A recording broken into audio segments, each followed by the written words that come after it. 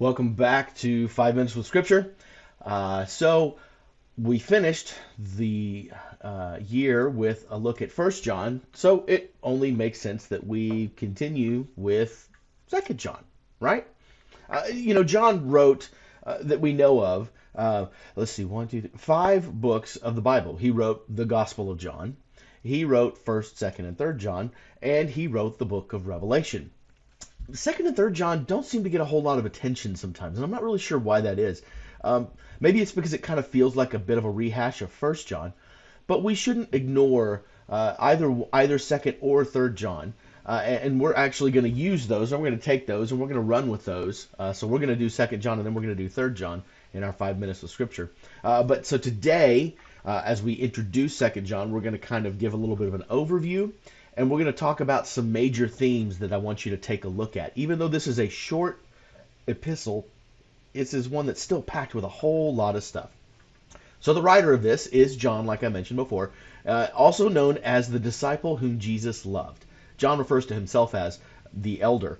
But I think it's important that we go back to the disciple that Jesus loved, because love is an important theme in John's letters. Love is an important theme in all of John's books. I mean, in First John, we get the definitive statement that God is love.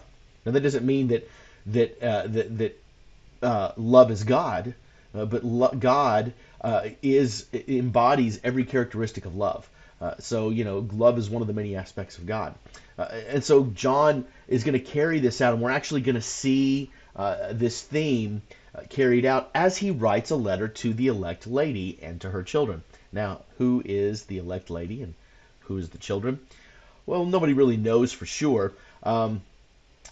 Theologians suspect that it is written specifically to a church. That would be the lady, and the children, who are the people that are comprised of the church. So it kind of reads like that, actually.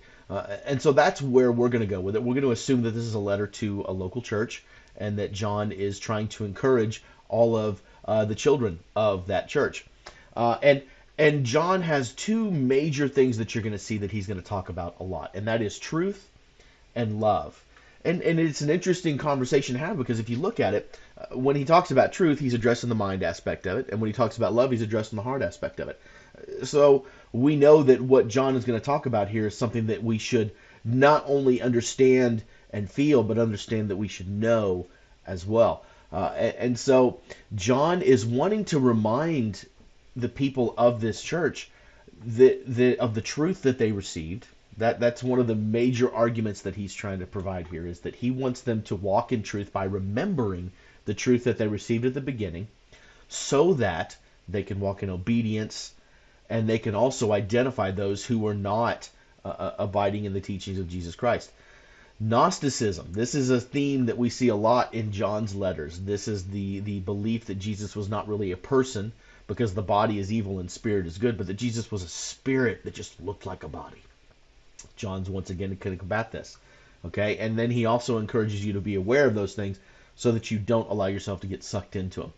So here are four things that I want you to think about as we go through this book starting tomorrow. Okay?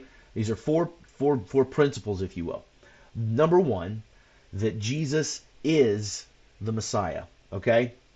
Not many people would argue that Jesus existed historically today, but they will continue to argue about whether or not he's actually the Messiah.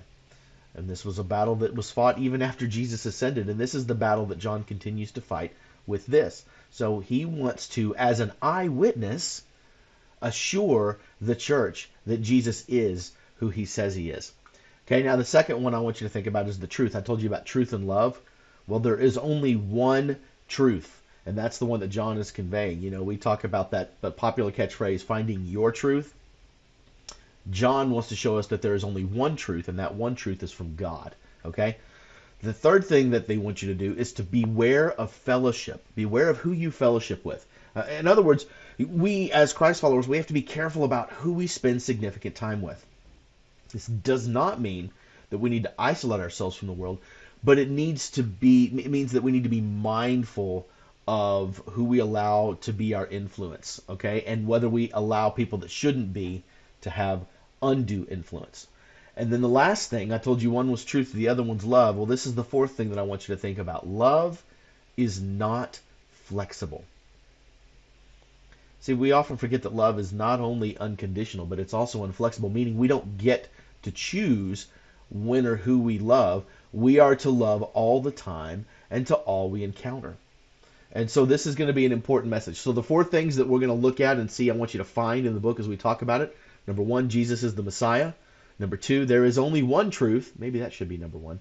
Number three, beware of who you fellowship with. And number four, love is not flexible. All right, so tomorrow we're going to start with the introduction to the lady chosen by God.